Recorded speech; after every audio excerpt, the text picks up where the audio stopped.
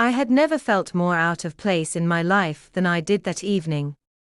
The Grand Pacific Hotel's ballroom shimmered like something out of a dream, all golden light and polished marble.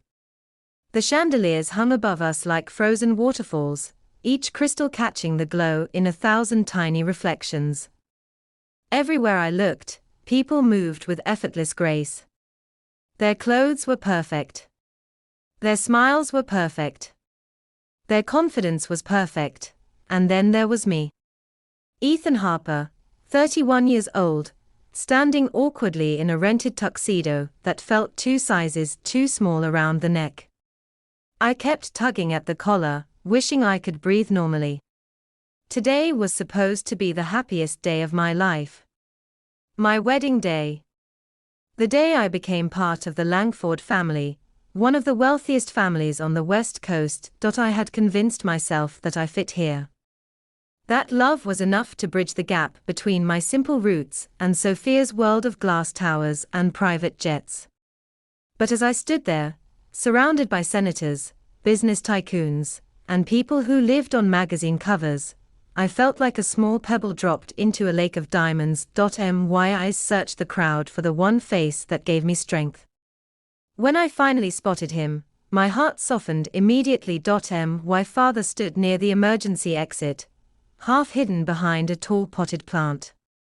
Thomas Harper was 64 years old, thin as a fence post, wearing the same navy blue suit he had bought for my high school graduation 15 years ago. The jacket sagged off his shoulders now, and the shoes were cracked from years of walking through farm soil.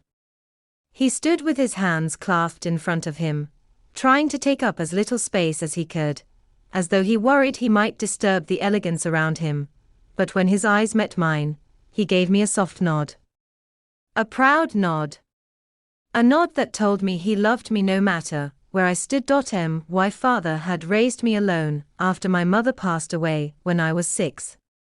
He worked long, grueling days on our small Oregon farm. He woke before sunrise and returned after sunset, dirt on his hands, sweat on his brow, and love in everything he did. My childhood was made of hand-mended fences, warm homemade meals, and quiet evenings sitting under the stars. We never had much money, but we had enough. More importantly, we had each other. Seeing him now, shrinking into the corner of this glittering world, something tightened painfully in my chest. The whispers started soon after. Who invited the handyman? Look at those shoes. Did he dig them out from storage? A couple of elegantly dressed guests giggled behind their wine glasses. I pretended not to hear, but each word hit me like a stone. Sophia's mother, Victoria Langford, made no effort to hide her disdain. She stood tall, wrapped in diamonds, and said loudly enough for half the room to hear, "Well, I suppose we did say the guest list would be diverse." More laughter floated through the air, cold and sharp. Her husband, Reginald Langford, took a sip of champagne and sighed dramatically. "Honestly, Sophia, if this is the family you are marrying into, I am truly disappointed." My hands balled into fists. Anger flickered in my chest like a flame. I moved to step toward my father, but Sophia gripped my arm firmly beneath her perfect smile. "Ethan, don't," she whispered through clenched teeth. "Please. Not today. Just let it go, let it go." As if my father's dignity was something disposable. I looked into her eyes and saw something that chilled me. Not love. Not understanding. But fear. Fear of what her family would think. Fear of losing her place in their perfect world. My father caught my eye again. He shook his head gently. "Do not ruin your day for me, son." But the hurt in his eyes said everything he was too kind to say. The ceremony itself passed in a blur. My mind was elsewhere, replaying every insult, every laugh, every moment I saw my father shrink just a little more. When it came time for family photos, I insisted he stand beside me. He hesitated, but stepped forward. His shoes squeaked on the polished marble, echoing across the hall, before the photographer could snap the picture, Sophia's younger brother Grayson, who had never worked a real day in his life, raised his voice enough for everyone to hear. Is that the father of the groom? He looks like he came here to repair the wiring. Laughter exploded again. Even Sophia laughed softly, the sound light and practiced. She never looked at my father, not once. That was the moment something inside me cracked. Without thinking, I reached for the bridal bouquet. I held it for a second, staring at the roses that symbolized the love I thought I had. Then I dropped it onto the marble floor. The petals scattered like red snow. The wedding is off. The words slipped from my mouth with a clarity I had never felt before. Silence fell. 500 people stared at me as if I had just split the earth open. Sophia's face twisted in shock, then anger. She slapped me hard across the face. "How dare you embarrass me in front of everyone?" Reginald yelled for security. Victoria covered her face, as if she were witnessing a tragedy. Grayson stormed toward me, demanding I apologize. My father stepped forward, trembling. "Son, I'm sorry. I shouldn't have come." I took his hand, steady and certain. "No, Dad. You did nothing wrong." I looked around the room once more, and spoke loud enough for all to hear. "You can insult me all you want. But when you mocked my father, the man who gave me everything he had, that was the moment this ended." Then I walked out, hand in hand with the only person who had ever stood by me. Outside, the night air felt clean and alive. My old pickup truck waited for us in the corner of the parking lot, dwarfed by rows of expensive cars. We climbed in. For a long time, neither of us spoke. Finally my father whispered, "Are you sure about this, Ethan?" I looked at him, at the man who had shaped every part of me, and felt certainty settle into my bones. I have never been more sure of anything. We drove through the night toward home. The bright, glittering world behind us faded into darkness. Ahead lay the only place that had ever truly been mine, the little cedar house in Oregon, home. Months passed, but every morning when I woke up and smelled the pine trees outside my bedroom window, I felt the same quiet certainty. Leaving that wedding had not ruined my life. It had reset it. It had placed me back on the soil where I belonged. Back beside the only person who had never cared about the size of my bank account or the cut of my suit. In those first weeks, after returning home, I tried to forget the chaos I had left behind. But my father had other plans. One night, after we finished repairing a broken section of the fence, he asked me to sit with him in the living room. The fire crackled softly, filling the little cedar house with warmth. He disappeared into his bedroom and returned with a thick, worn leather folder.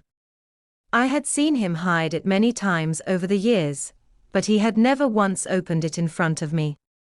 He set it on the table and rested his hands on top for a long moment, as if gathering his courage. "Ethan," he began, "there is something I should have told you a long time ago."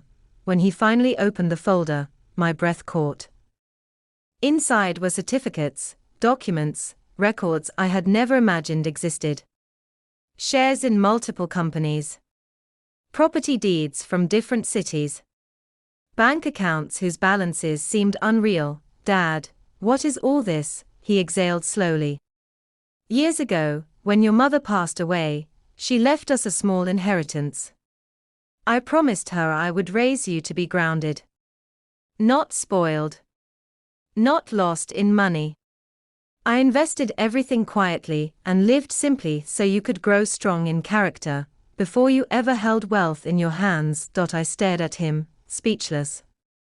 Everything I thought I knew about my childhood shifted in an instant. I thought our life had been small, because we had no choice. But now I understood. It was a choice he made for me. A choice rooted in love, wisdom and faith. "Dad, why didn't you ever tell me?" "Because," he said gently, "I needed to know what kind of man you would become without it. And when you walked away from that wedding, when you chose respect over riches, I knew the time had come, and so, our lives changed. Not because of the money itself, but because of what my father believed we could do with it. Together, we created a plan. A careful, strategic plan that would take months to unfold. Langford Enterprises, the empire I had almost married into, was not as flawless as it appeared. During the short time I spent preparing for the wedding, I had accidentally stumbled onto documents in the Langford offices that raised questions. Very serious ones. My father and I began investigating quietly. We hired ethical accountants, legal experts, and auditors who could be trusted. Piece by piece, the truth revealed itself. Misused funds. Fake consulting fees. A long trail of questionable decisions. It was not revenge we sought. It was justice. And more importantly, it was a chance to protect the thousands of employees whose futures were being gambled away by careless leaders. Through a series of carefully hidden trusts and investment arms, we started acquiring shares every time the stock dipped.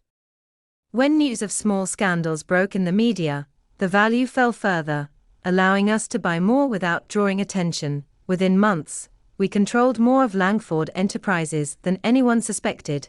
The day of the emergency shareholders meeting arrived on an early autumn morning. I walked into the towering headquarters of the company that once looked down on me. My father walked beside me, wearing his best suit and looking stronger than I had ever seen him. Inside the meeting hall, the Langford family and the board members sat at the front, all elegant confidence. They believed someone mysterious had bought a large number of shares, but they assumed it was a rival corporation. When the board secretary stepped up to the microphone and read the name of the new majority shareholder, the room froze. Majority control has been transferred to Ethan Harper and Thomas Harper. Every head turned toward us. Silence hung heavy in the air. Reginald Langford shot to his feet, face flushed. This is impossible, but it was not. Sophia stood up slowly, eyes wide, her lips trembling. Not with anger this time, but shock. Maybe even regret.